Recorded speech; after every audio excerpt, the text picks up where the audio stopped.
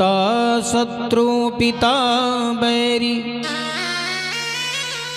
N बालो न पाठिता। कहा जाता है कि माता शत्रु पिता बैरी, एन बालो न पाठिता।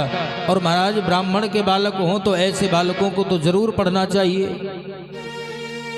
क्योंकि ब्राह्मण का बालक अज्ञानी हो जाए, अब इससे बड़ा वंश के लिए दुर्भाग्य और क्या कहा जा सकता है। अन्य कोई अज्ञानी हो जाए तो चलेगा, लेकिन अगर ब्राह्मण पुत्र अज्ञानी हो गया तो महाराज वो शोचनीय है। वो जन्म जन्मांतर तक उस पिता को, उस वंश को चुभता रहता है कांटे की तरह। इसलिए ब्राह्मण वंश में आना और आने के बाद अज्ञानी हो जाना, ये सबसे बड़ा दुर्भाग्य है। इसलिए दोनों पुत्रों को ले जाकर के गुरुकुल प्रवेश कराया। अब गोकर्ण और धुंधकारी दोनों गुरुकुल में गुरुजी के सानिध्य में गए और जाकर के वेद अध्ययन का जब समय आया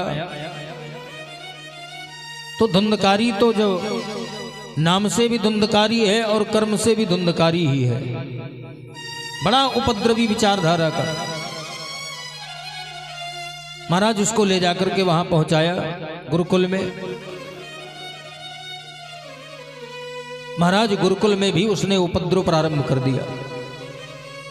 अब गुरुकुल के छात्रों का बैग फाड़ देना, पुस्तकें फाड़ देना, पीठ में कलम चुभा देना, ये सारी उदंडता करने लगा वो।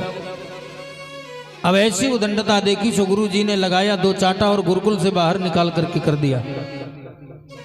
क्योंकि तेरे जैसे बालक जब मेरे विद्यालय में रहेंगे तो मालूम है मेरे विद्यालय के जो अन्य बालक हैं वो नहीं पढ़ पाएंगे, और तू तो सदा सदा मुझे लगता है कि अज्ञानी ही रहेगा। और गुरुजी ने धक्के मार करके उसको बाहर निकाल दिया, गुरुकुल से बाहर चला गया। तो कोई बालक अगर तिरस्कृत करके गुरुकुल से निकाल दिया जाए तो उसे कष्ट होता है, दुख होता है कि मैं पढ़ने आया था, दिन करने आया था और मेरा आश्रय खत्म हो गया, अब कहाँ जाऊं। लेकिन धुंधकारी महाराज इतना प्रसन्न हुआ, आहा। कुछ जो ना पढ़ने वाले बच्चे होते हैं वो सोचते रहते हैं हमें गुरुजी मुर्गा बना देते तो हम खड़े रहते, पर पढ़ना न पड़ता। बोलो जय श्री हरि। महाराज उसी प्रकार से धुंधकारी को थप्पड़ मार करके जब बाहर निकाला तो धुंधकारी दुखी नहीं हुआ, धुंधकारी प्रसन्न हुआ। और महाराज वो लौट करके घर आ गया। बोले ये अच्छा रहा कि मुझे घर आने का सौभाग्य मिला। धुंधकारी लौट करके घर आया और घर में आने के बाद महाराज अब पिता को प्रणाम किया। पिताजी ने पूछा बेटा अकेले ही आए हो, गोकर्ण नहीं आया? महाराज धुंधकारी कहने लगा महाराज मैं तो अकेला ही आया हूं, मैं अकेला ही आया हूं, मेरे साथ मेरा भाई गोकर्ण नहीं आया। बोले क्यों, वो क्यों नहीं आया? बोले वो इसलिए नहीं आया क्योंकि हमको तो गुरुजी ने निकाल दिया, इसलिए हमको चले आना पड़ा, और गुरुजी ने उसको नहीं निकाला, इसलिए वो वहां रह करके अध्ययन कर रहा है। बोला बेटा क्यों निकाला गुरुजी ने? बोले पिताजी हमसे कुछ गलतियां हो गई, सो गुरुजी ने धक्के मार करके बाहर निकाल दिया।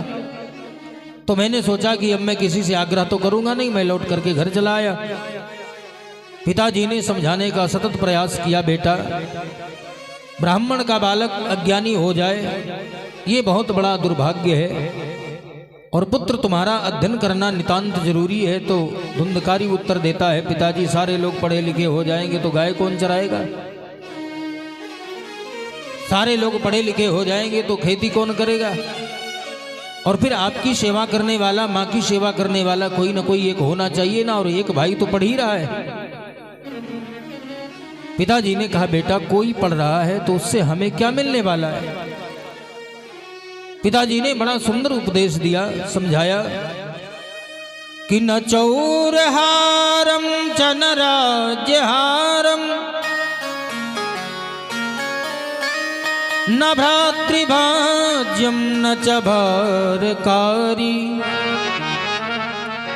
व्ययकृते वर्धते व नित्यम विद्याधनं सर्वधन प्रधानम। महाराज पिताजी ने समझाया, न चौरहारम न च राज्यहारम न भ्रातृभाज्यम न च भारकारी और व्ययकृते वर्धते एव नित्यम विद्याधनम सर्वधन प्रधानम। पर बेटे को समझ में नहीं आया, क्योंकि पिता ने ऐसा कहा। पर समझने वाले को तो थोड़ा ही समझाना पड़ता है, लेकिन जो समझना नहीं चाहता उसको कितना भी समझाने का प्रयास करो पर वो नहीं समझता। धुंधकारी को समझाया कि न चौरहारम, बेटा ये जो ज्ञान है, गुरु के द्वारा ज्ञान मिल जाए और हम ज्ञानी हो जाएं तो कोई चोर चोरी करने आवे तो हमारे ज्ञान को नहीं चुरा सकता। न चौरहारम न च राज्यहारम, पांडवों की तरह हम राज्य हार जाएं। और महाराज अपने पत्नी को भी अगर हम राज्य में हार जाएं, सारे संपत्ति हार जाएं, सारे घोड़े हाथी रथ और ऐश्वर्य अपना हार जाएं, लेकिन ज्ञान एक ऐसा विषय है कि जिसे दांव पर नहीं लगाया जा सकता। कितना भी हम कह दें कि चलो ठीक मैंने अपना ज्ञान दांव पर लगा दिया, तो महाराज ना वो पाएगा ना हमारे मन से कभी जाएगा। वो स्थिर रहेगा, वो नष्ट नहीं होने वाला। और दूसरी बात, न भ्रातृभाज्यम, बंटवारा होता है भाई इस भाई का। दुनिया में बंटवारे से कोई बचा नहीं, तो भाइयों का बंटवारा होता है तो हर भाई बोलते हैं पिताजी की लाई हुई झाड़ू में भी आधा आधा हिस्सा होता है। बोलो जय श्री हरि। लेकिन ज्ञान एक ऐसा है कि महाराज भाइयों का बंटवारा होने लग जाता है, सब कुछ बट जाता है, पर भाई की हिम्मत नहीं कि ज्ञान में बंटवारा कर ले। और महाराज न च भारकारी, सारे दुनिया के धन अगर सिर पर धर लिए जाएं तो भार बन जाएगा। लेकिन ज्ञान ऐसा है कि ज्ञान अगर है तो महाराज वो ज्ञान हमारा कभी हमारे सिर पर बोझा बन करके नहीं दिखाई पड़ेगा। न च भारकारी, दुनिया के धन करोड़ों की संपत्ति ला करके एक स्थान में कहीं रख दी जाए और महाराज उसमें से रोज 100-100 रुपए निकाले जाए, तो महाराज वो करोड़ों का ढेर धीरे धीरे नष्ट हो जाएगा। लेकिन ज्ञान एक ऐसा धन है कि जितना ही इसका विस्तार करो, जितना ही बांटो लोगों में, जन जन तक पहुंचाओ, कोई वंचित ना रह जाए। और महाराज इसको जितने ही बांटोगे उतने बढ़ता चला जाएगा। तो ये ज्ञान ऐसा धन है, ये विद्या ऐसा धन है कि जो महाराज खर्च करने से भी नष्ट नहीं होता। और बोले दूसरा कौन सा सबसे बहुमूल्य धन है, उसको बड़े भाव से गा करके बताया कि पायो जी मैंने राम रतन धन पायो, पायो जी मैंने राम रतन धन पायो, पायो जी मैंने राम रतन धन पायो, पायो जी मैंने राम रतन धन पायो। बस तो यमोलिक दी मेरे सदगुर, बस तो यमोलिक दी मेरे सदगुर, बस तो यमोलिक दी मेरे सदगुर, बस तो यमोलिक दी मेरे सदगुर, कृपा करे अपनायो, पायो जी मैंने राम रतन धन पायो, पायो जी मैंने राम रतन धन पायो।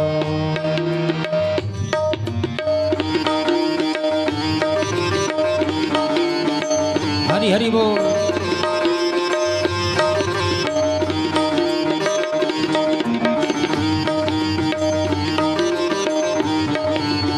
बड़ा प्यारा, बड़ा बहुमूल्य धन है।